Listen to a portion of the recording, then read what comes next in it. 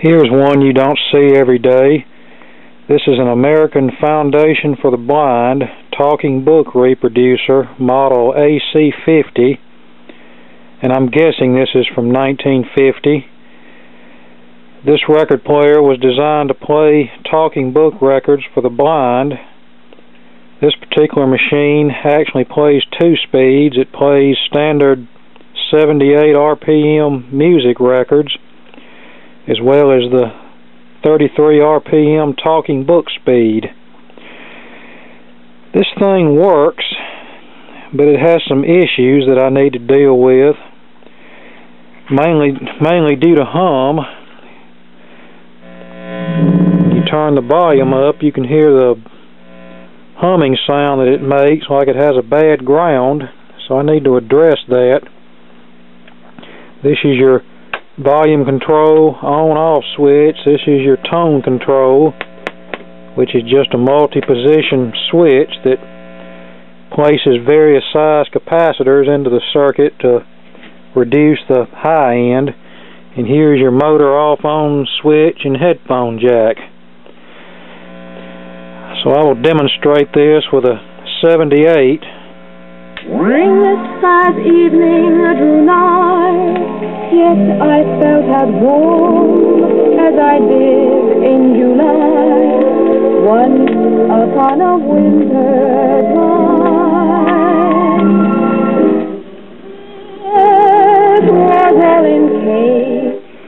The hum's really not that noticeable while a record plays, but I would like to correct that problem. But my heart went more. At some point in time, the cartridge was replaced with an Astatic 89T PowerPoint cartridge. Judging by the way the tone arm looks, I'd say that this originally had one of the flat metal crystal cartridges in it with the set screw sticking out the front that holds the needle in place. Now I've already removed the screws from this. I'm going to show you that someone has already worked on this thing, and they did a rather sloppy job, I might add. First, let me lift the turntable off if I can, so bear with me a minute.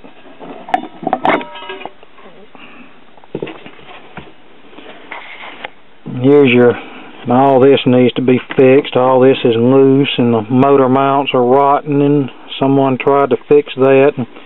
Here's your speed lever. You pull it back for 33, push it in for 78, and these are your guides to help a blind or visually impaired person place a 12-inch record on the turntable. Now, let's look at the underside of this. See how well I can do this one-handed. There's your speaker. Here's your amplifier. You can see that some sloppy technician or technicians have worked on this in the past. And actually, in order to clean it up, I think it'd just be easier to gut everything and start over. This uses 3 tubes, a 50Y6 for the rectifier, which is a rather oddball tube.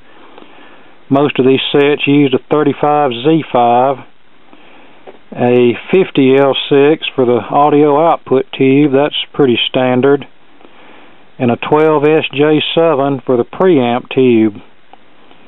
And in this particular case, they have the 12SJ7 wired as a triode. They could have used a 12SQ7, but I suspect they got a good deal on 12SJ7s and 50Y6s, so that's the reason they went with it. And there's the motor, a nice big heavy-duty motor, but as you can see, everything is loose under here. It needs new motor mounts. So the next time you see this, hopefully it'll look a little neater. And here's a crude, I mean very crude, schematic diagram that I made of this thing. As you can tell, I'm not much of an artist, but I guess as long as I can make it out, it's okay. Okay, I'm fixing to start dismantling this thing. and hopefully it'll be looking better and working better very soon. Okay, and here it is all stripped down and ready for the new components.